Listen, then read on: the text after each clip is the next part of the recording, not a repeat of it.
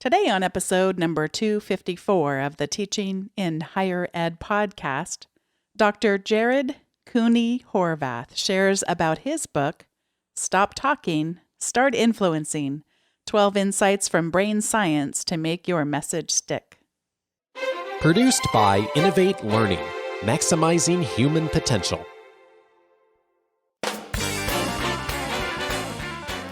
Welcome to this episode of Teaching in Higher Ed. I'm Bonnie Stahoviak, and this is the space where we explore the art and science of being more effective at facilitating learning. We also share ways to improve our productivity approaches so we can have more peace in our lives and be even more present for our students.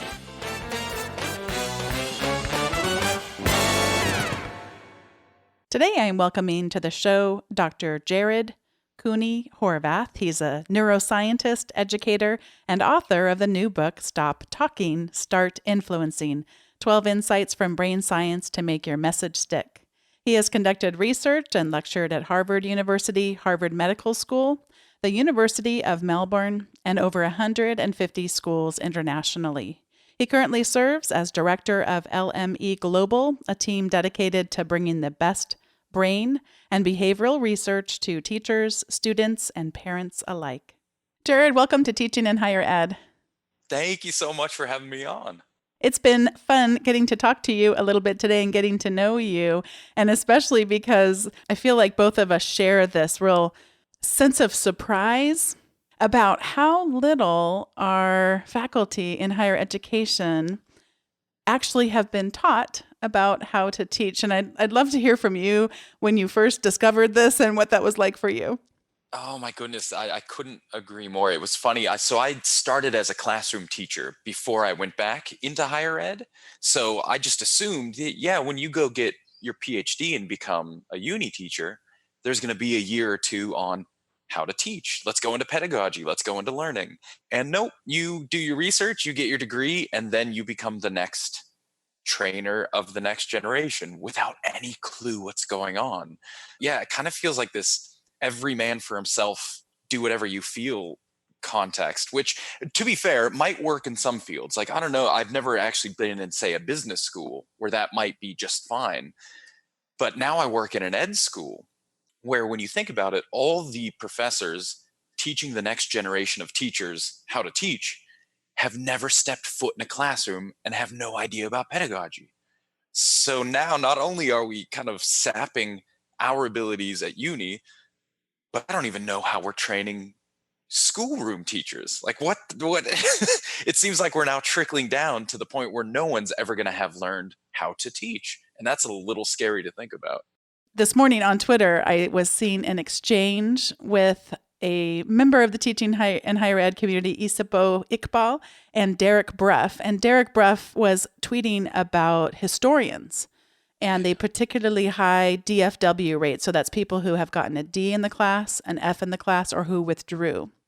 And just how we're discovering, whether it's business, whether it's history, whether it's STEM, that when we don't know how to teach, not only is that hard on students, but there's a disproportionate negative effect on marginalized students, which we want to be expanding opportunities for education. That's so important. And so it just compounds the issue of a lack of training on how to teach. How much were you able to take then what you learned teaching in a K through 12 classroom then, and then sort of weave this? And I'm sure you're also weaving it with your background as a neuroscientist as well.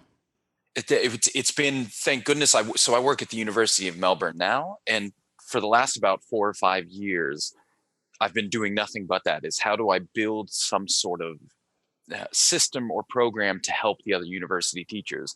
And I've gotten a lot of support. So for the last 2 years now, I've been running a program helping new PhD graduates and acting professors, if you can ever get them. Most of them never leave their office. So if I can get them out of their office, talking nothing more than teaching and pedagogy. Can we boost our skills in these? And so I've lucked out in that I've had this perfect storm of classroom practice with now what I call science of learning research. So I've studied the brain, but we've done psychology, we do economics, we do AI, any place where there's learning research. How do people learn? Glom all that together, combine that with pedagogy knowledge, and all of a sudden we've got this beautiful sweet spot of, we know here's how people think, we know here's how people learn, and we know here's how teaching works best. Let's just implement these. Let's just put all the pieces together and do it. And all of a sudden, like you said, rather than blaming the students for not working hard enough, we can start to say, well, maybe we can actually work better with them, get fewer withdrawals, get fewer fails because of that. One of the areas I know you've explored is around the issue when we try to get our brains to do things that they weren't designed to do. And specifically, it comes up a lot in terms of PowerPoint. And I've had professors who, when we teach workshops on how to design PowerPoints, not in terms of like making them look good, but actually making them support learning.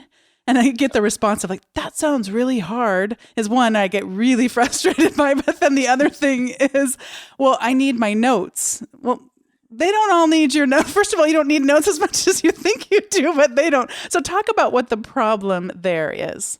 Oh, you nailed it. There's so much perfect in what you just said. So a fun thing your listeners can try right now. So right now they're listening to us. If you're listening to us on a podcast, try to turn on a TV or a radio that also has a talking head and try to listen to us and that TV at the same time. And what you'll notice is you can hear both of us, but you can only pay attention to one at a time, either us speaking or the person on the TV. And the reason for this is we just have limited neural real estate. There's only one spot in the brain that processes voices. So if you're listening to two, bad news, if bottlenecks, you get one or the other. Why does this matter when it comes to PowerPoint? Because it turns out when we read or are doing silent reading, what we hear is our own voice reading the words. And as far as the brain's concerned, that's processed exactly the same as though you were speaking out loud. So if I'm trying to listen to a lecturer speak while trying to read words on a PowerPoint slide, I get that same exact bottleneck. I literally cannot do it. It's not it's hard. Oh, I'm getting some information. It's one or the other. It's the voice or the PowerPoint slides. And any student who tries to jump back and forth starts to lose information from both. So it's not that they get, half of each. They really start to drop in their comprehension and understanding. So if you've got PowerPoint slides with words, that alone, I don't even care what you're teaching. In that moment, you have just said to your audience, to your students, I'm going to confuse you. I'm not here to teach you. I'm not here to help you learn. I'm here to confuse you. But it's such an easy fix too. How hard is it to take words off of a PowerPoint slide? And like you just said, well, I need my notes. Cool. If you need notes, put it on a note card. Don't force anyone else to read it. You don't have to look them in the eye 24/7. Feel free to use notes as you need.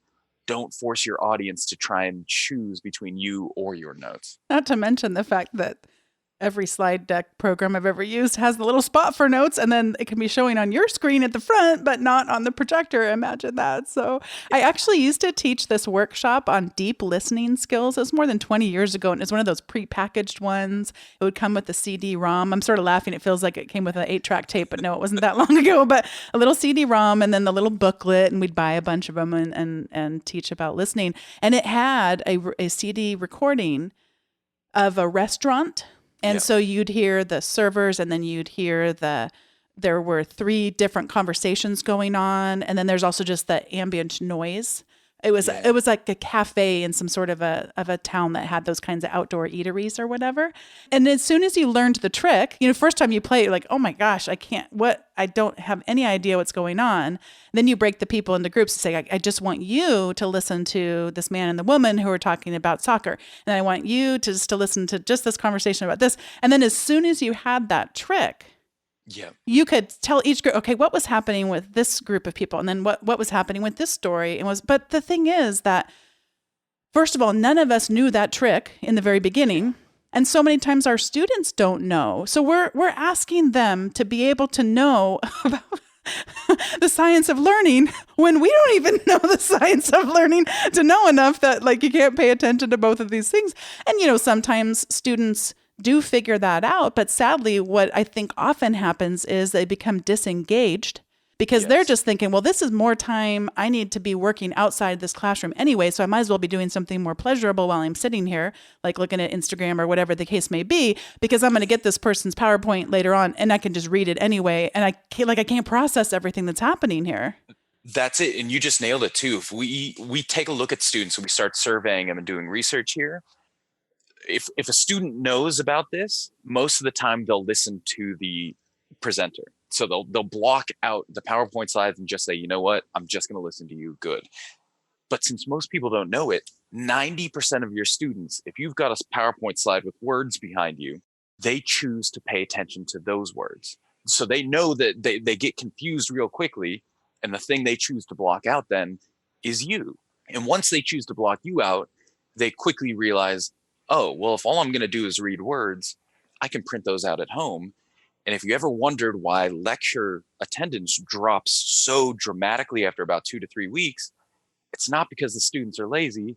It's because you, the way you've designed your PowerPoint slides with words, you've told them, if you come here, listen to me, if you want to read the words, stay home. And 90% of them will choose to stay home and just read your words. And the easiest fix for attendance lecture, fix your slides. You have to go to a lecture if all the slides have are images, which require you as a lecturer to speak about, to walk through with them. Then they're going to start coming to your lecture again. So I'm not just saying this flippantly. This is the research we've been doing, that a lot of the lack of attendance was being driven by our lack of understanding how people learn and forcing too much out of our students. I've known about this issue for 2 decades now, but I will say that there was one thing that I misunderstood for a long time that I just want to mention, because I'm so mindful these days of accessibility. And one thing I want to say is that when I used to design a lot of e-learning, this is even, before being in a higher education context, I was aware that I didn't want a lot of words on the PowerPoint slide as I spoke something different over them. But captions are an entirely different thing. And I used to believe that the only time you would ever need captions is if you were hearing impaired. That would be the only person who would find use for that. And that I should kind of make it, not make it hard, but that's something that I perceived as, well, they can click on that button, but let's not, call a lot of attention. And now I'm learning more about different kinds of learning disabilities where it's not just an issue of hearing, but that there are other reasons why those are really valuable assets, but that captions are not the same thing that you're talking about here. In that case, they're a good thing. And I did want to mention that now it is incredible to me that in Google Slides and in Office 365, while you're presenting, and I just tried this the other day, I haven't experimented it extensively, but you can be showing your Google slides, and you're talking out loud. And if your microphone, you've allowed it to access your microphone, it can be putting captions as you're talking in a classroom along with your slides, which, as you said, are based, primarily on images or, things that will help facilitate that learning. So it's just remarkable. The Office 365, they have ways they cascade their updates. So I'm not sure if the cascading of that particular feature in PowerPoint has gone all the way to the higher education market. But if it's not here by the time you listen to it, it's probably going to be tomorrow or maybe 2 days. But I mean, and it is there on Google Slides. I tried it. And of course, Google Slides, they own YouTube, the kinds of transcription technology that they use. It is not 100%, but going to be way better than if that's not there at all. And if you're going to use that, because I'm already thinking about playing with it myself, give yourself a good week, because I guarantee you the first thing I'm going to do is try and break it. Yeah. I'm going to find what words I can say that I can't translate.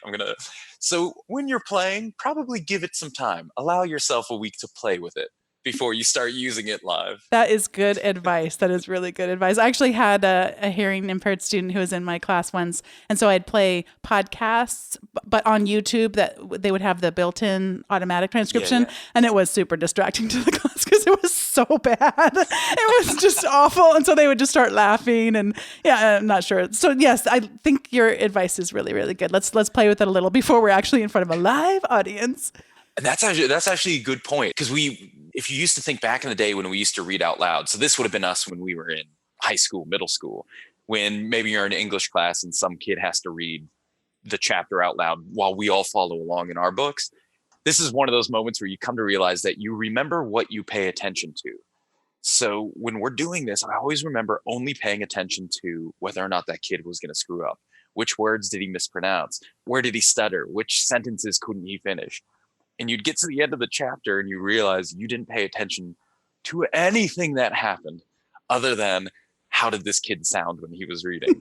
So it's becoming a real kind of tricky. I know they're starting to weed this practice out of middle schools and high schools because that very thing. So if I'm using my Google Translate and it's a slightly wonky, I can assume my audience is going to be paying more attention to the wonkiness of it than to any message I'm trying to give them. In which case, I might just have to turn it off and say, all right, let's focus back in on the meaning and leave those crazy misspelled words out of our heads below. I am excited about this next topic because we have, in a very good way, talked extensively on past podcasts about retrieval practice, which is a part of recall. We've talked about spacing and how important that is in recall and interleaving. But you've got one that I'm fairly sure has not been discussed, and that has to be around issues of false memories. And I'm so excited to learn from you about this one. Yeah, so it turns out whenever you access a memory, so think about what you just had for dinner last night. Now that you're thinking about it, when you access a memory, what you're doing is you reconstitute it. So wherever that memory is stored in your brain, and we don't know where memories are at, but imagine it's in a storage cabinet and we pulled it up. When we're actively thinking about it, in that moment, that memory is on our working memory bench and it's now gone from our brain essentially. And we can change it, we can tweak it, whatever we do to it in this moment. When we restore it, it goes back different. It goes back with how we changed it. And for all intents and purposes, the old memory is gone. And this is where false memories really start to come in. When you realize that every time you recall a memory, you can slightly tweak it. You'll adjust it. You'll make it suit your current story. And then it goes back different. So this is why I remember I was kind of an interesting story. This would have been last Thanksgiving. My brother was telling a story about how when he was really young, he was at the mall and we all hid from him and made him think he was lost. And he got really scared and was crying. And then he saw us just hiding behind a door. And he's like, man, that really hurt my feelings that you guys did that to me. At which point I chimed in and said, that's a great story, Joe. Too bad it happened to me. I was the one that you guys hid and made think was lost. My dad said, no, it was your brother. My mom thought, no, it was you. None of us know what happened anymore. We just kept tweaking the story. So in personal lives, you can see, take it or leave it. This kind of matters, but it might not at times. But when it comes to education, if we're going to be doing retrieval practice, if we're going to be doing recall to help boost memory, we have to recognize that recall needs to be supported with some sort of feedback so that the memory goes back accurate. If I'm having my students recall information and they're recalling it incorrectly or they're recalling it out of order, and I don't somehow correct them or give them something to bounce that against, it will go back wrong. And a year later, when we're taking our test, they'll swear you said this. And you'll say, no, I never said that. I said this. And you're both right because you've created two very different memories of the event, of the teaching. So if you're going to be doing retrieval practice, which you should be doing, I mean, as you just said, I'm sure your listeners know, recall leads to deep memories.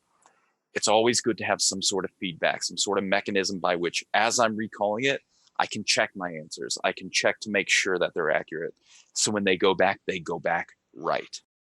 You're talking and you're sharing about the personal side of things. And it's reminding me just of a wonderful woman who taught me so much about leadership and in specific instances about truth and how you have your truth and then your brother had his truth.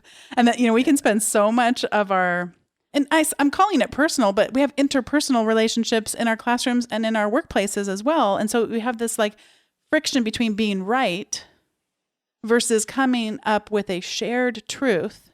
Yeah. And just how that shift that some of us have been able to make in our lives. I'm not going to say all of us, but how powerful that can be. It's oh, wow, I do need to be able to name my truth because that's an important part of this relationship and building this kind of trust. And I need to listen deeply to this other person's truth. But really the goal would be to be coming up with that shared truth. And so anyway, it was reminding me of the personal and then also in learning in terms of the importance of that feedback. But then also I'm thinking about other kinds of learning. I was just talking to a colleague of mine. He had one of our leaders sat in his class, and just we know how nervous I was, empathizing with him because like, oh my gosh, even though I've generally get really good evaluations, it's not like I have something to be nervous about, for the person to come sit in. But boy, if you want to get nervous, come sit in one of my classes, and you just that Still feeling. yeah. But then anyway, he was talking about that. He says the word a lot. She says, oh, you say and I said, man, if I could get 15 minutes with you, I can get rid of 80% of those in 15 minutes. And it's all about ringing the service bell. And it really creates this form of punishment where the is followed by the negative feedback. Yep. And because I was trained this way, it's an old Toastmasters thing, although I've never studied to see if they were actually the originators of it. But anyone who ever went to Toastmasters to learn how to speak, that's a public speaking organization. I think it's worldwide, but yeah, so it was an old technique that they used to use, or probably still do use. And just that conditioning of ding. And it works if you do it. You try to time it. Yeah. So that the bell is almost ringing as the word is being uttered. And it's literally, you don't even have to do anything else other than just tell the person to keep going. Like you can't, it's not going to work if they don't keep going. And they start to train themselves into going, they become so averse to it that sooner or later it's gone. Well, and then you have to give them a replacement behavior. Early on, I used to tell them to pause. Well, pause is not a behavior. So the behavior when you feel yourself then wanting to say the deep breath as we're thinking what we're going to say. And then how powerful pauses are as public speaking, and they actually draw in the attention. We think, not in 100% of the cases, but it can be an attention grabber. Absolutely. And if you're doing it to think, that's usually when people will get drawn in. If you're doing it because you're just kind of zoning out, that's probably not great. But if you do that, breathe in instead of say, that's probably going to pull people. Ooh, that's interesting. I've not thought about that one, but I kind of want to play with it now. I went on a whole rabbit trail there, and I think you had something else to say. No, man, I'm easy. I like it. So that's fun.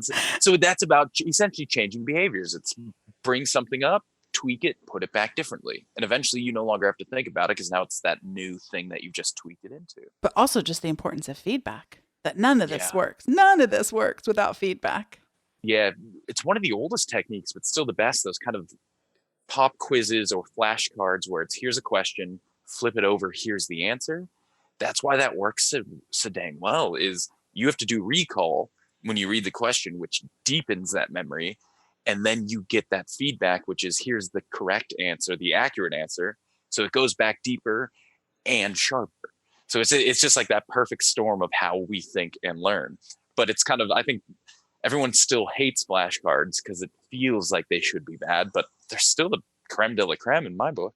The other thing I know you're passionate about too, though, is not just here's the right answer, but why. Huge. I feel like we kind of bounce back and forth. So my big thing that I always do is I say, look, I can give you recipes. I could tell you do X, Y, Z. And I think there's a lot of teaching resources that do this. In the States, I don't know if John Hattie's a big enough guy over there in education yet. Down here in Australia, he's huge. I think Robert Marzano is kind of his counterpart in the US. And they come out with these, here's your top 10 tips of things to do. And I always say that's great. But if I don't know why they work, if I don't know what that's tapping into, then I'm really not doing anything other than following instructions. And as soon as something doesn't work, I'm totally derailed. I don't know what to do anymore. So I always say, I don't cook, but if you gave me a recipe for a cake, yeah, I could follow the steps. But if I didn't have an egg or I lost an ingredient, I'm done. I really didn't know what the heck I was doing. But if you tell me why that ingredient works, why does this recipe work? The reason I say do this is because the brain works like this. Learning happens like this. Now I can start to own that technique. If I know the function, then when I lose an egg or I don't have an ingredient for my cake, cool. The function was this, I can just substitute. I can adapt. I can make it fit my context. So rather than so if you go back to my book, it's not just here's 12 tips. It's here's why each concept works. So you can start to personalize and contextualize it for yourself. So you can own those strategies. You're not left just listening to someone tell you how to do it. You're now owning it, doing it the way you want to because you get why it works. Before we get to the recommendations segment, another big important part of learning has to do with stress. And we tend to think of stress as all bad. And you're going to set us straight if we do. Stress can be good, stress can be bad. How do we distinguish? We've got that kind of inverted U, we call it, where if you have no stress, you learn nothing. If you've got wildly high stress, you learn nothing. But if you want to learn anything, you got to be in that sweet spot of stress. What happens is whenever you get a stress response, and so it doesn't have to be highly stressful where I'm scared, any swing in emotion will generate a stress response. So from normal to happy, from happy to very happy, to sad. This is why movies work so well. They just keep pushing our emotions. And each time our emotions shift, we get a stress response. During these mini stress responses, you get this chemical cascade that goes essentially through the memory networks in your brain and says, if you're getting this response, chances are something important is happening. Remember this event. And in the book, I go into that cascade. It's probably too dull for a podcast, but so it says, cool, here's during the small stress response, the chemicals will physically start to attack and change your brain so you remember that moment. Problem is when you have that stress response for too long a period of time, or they're happening too frequently, you get that chemical cascade, but the longer that's going on, the more it starts to damage your brain and you can't quite keep up with all these changes. So if you have a stress response that lasts 2-3 days, all of a sudden you stop remembering stuff and you actually start killing parts of your brain that deal with memory. It's like the system goes haywire. So you can see it kind of makes sense is the brain is just waiting for these little jolts and it uses those jolts as a signature to say, remember this moment. But once that jolt becomes a prolonged shock, the brain doesn't know to shut down and it just starts essentially eating its own self. It starts killing itself until you can stop that. This is what engagement is, what hooks, what curiosity is. You're giving these little short, jolts. I failed. I made a mistake. What can I do? And those are all good. That's what you want from your students, these momentary jolts to get them learning. Unfortunately, you have one of those students that, due to life circumstances, are stuck in a prolonged stress response. And it's really hard in higher ed because we have so many students to deal with at times. But if you can ever find those students and get one-on-one with them, the key there is you need to abate the stress response before you start teaching them. If you know they're in prolonged stress, you have to do something to calm them down, to relax them, to normalize them. And the best ways to do this are human touch, believe it or not, which as a teacher and a student becomes really tricky. So I don't know how often you can hug a student. We can do it in families, probably not there. But if you can't do physical touch, then physical conversation, connection, deep breathing with them, discussion. That's how you get them to feel safe around you. So anytime they step into your classroom, into your tutorial, they can get that safe response and activate learning, come back in. Maybe back in the real world, they re-kick in that stress response. But if you can get them to abate it in your classroom, feel safe, then you can help them learn with you. I've done a few things like that, even including in the middle of a test that was approximately 50 minutes, having a stretch break and inviting everyone in the room to stand up and do some stretches together. And even I would say, turn to your neighbor and say, you can do it, and generate a little bit of laughter. So there's the relaxing of the body, because sitting like that, just more and more and more tense and everything, but then also getting some chuckles. And then it really did sort of reset. I could see, the expressions on their faces reset things for them. And then also, if it's going to be a longer class, having maybe a 5 minutes, 3 minutes, little stretch video in the beginning or some partway through, and even just getting people out of their seats and go put the sticky notes up on the thing or go put a tick mark where you fit on the whiteboard, whatever it is, just to get people moving. It makes such a difference to those stress levels.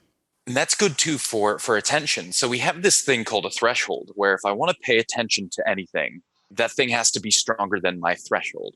And for the most part, it's fine. Right now, my voice is louder than your threshold, so you can hear me great.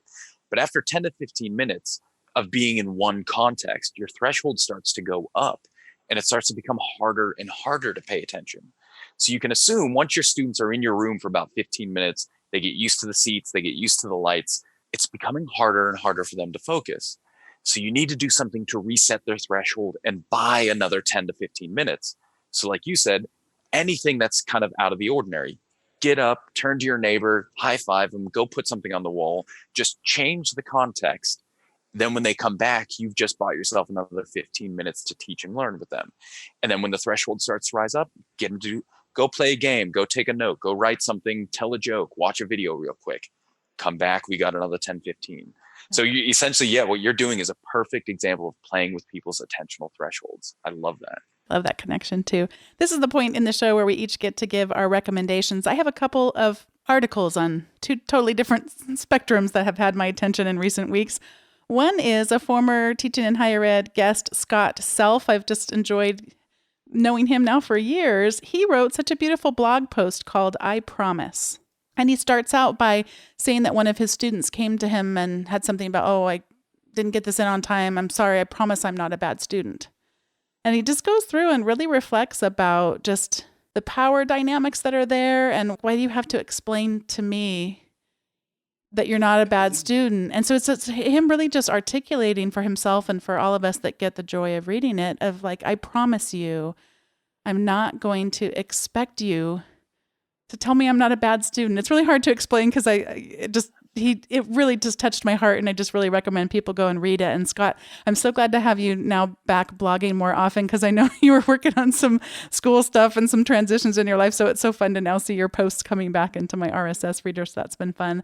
And then the other thing is on a totally different part of the spectrum, but there is a report called the Horizon Report. And it recently, in the last year or two, now is a part of the organization called EduCause. And what it is for people who aren't familiar with it is just a really look at far out and then midterm stuff and then shorter term stuff of what's happening in terms of higher education and technology and learning. And I always just think it's, sometimes people will think, it's too, it's been criticized, in years past of just making a lot of predictions that don't end up coming to fruition.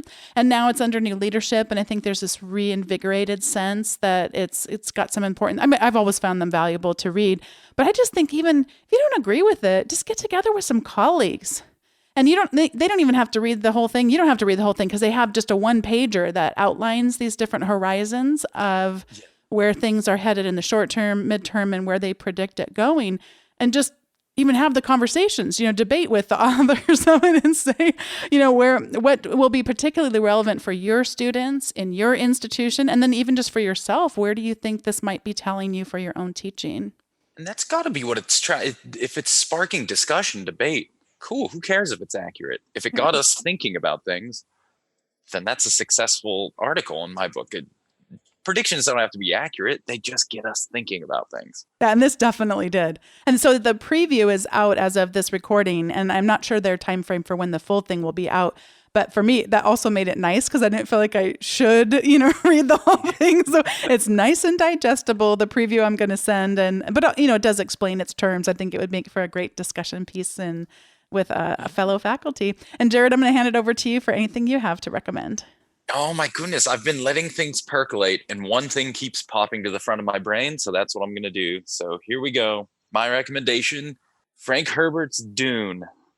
I have been getting so into sci-fi in the last 5 years, sci-fi books, just because I think I got so exhausted with academic reading and writing and research that I said, wait a second, I need something different.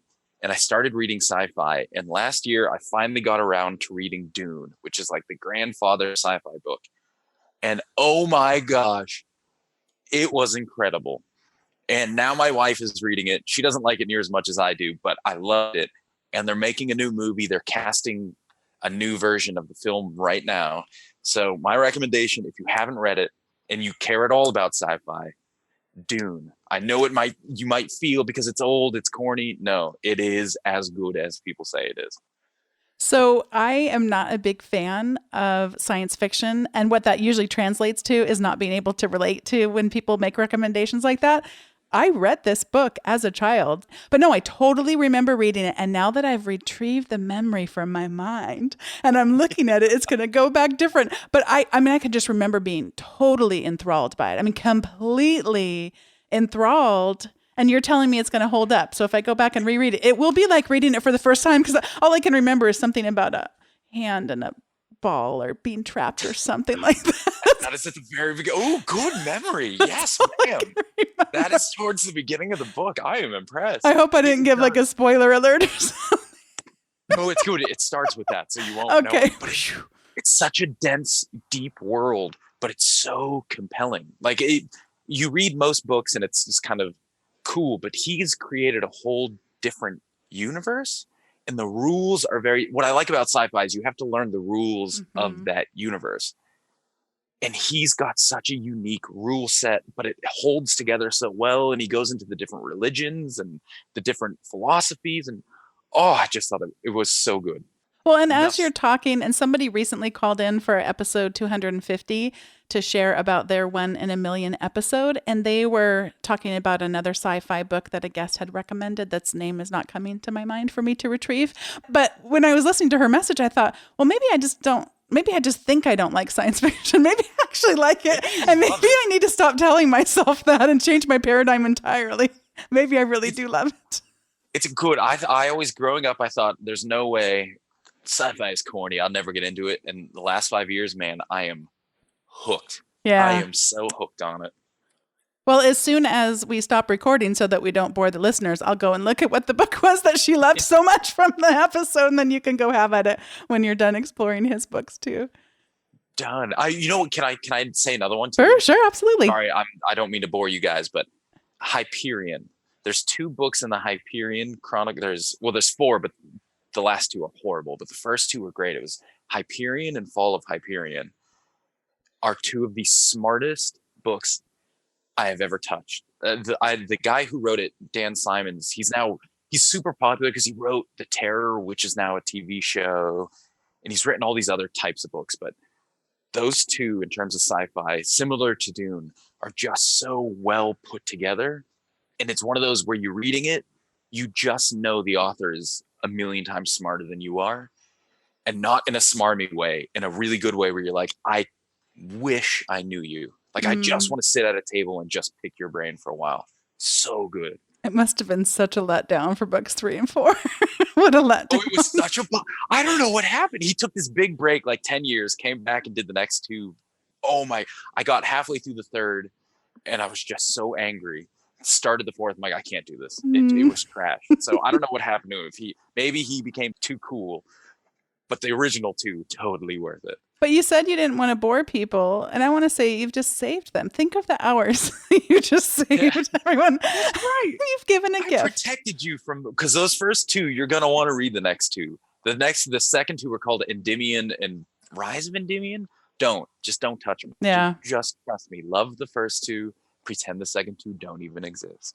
You have helped people today. And in all seriousness, you really have. I'm so glad to be connected with you.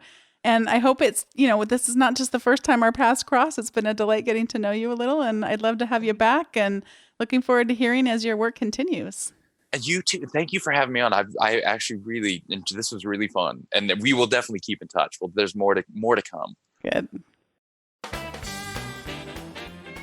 It was such a pleasure having the honor of speaking to Dr. Jared Cooney Horvath. I'm smiling from ear to ear and looking forward to rethinking of myself as to perhaps I really do like science fiction. I guess I won't know until I try and see if that mindset works. And I'm just so appreciative of all of you for listening. It's episode 254. It's just so hard to believe back in June 14 that this whole thing just got started. So if it's been a while since you have been listening to the show and you haven't shared it yet with any colleagues, just tell them about Teaching in Higher Ed and help show them how to subscribe to it on their podcast player and share the word about the show. And I really appreciate this community and just so grateful for you, and look forward to next time for episode number 255.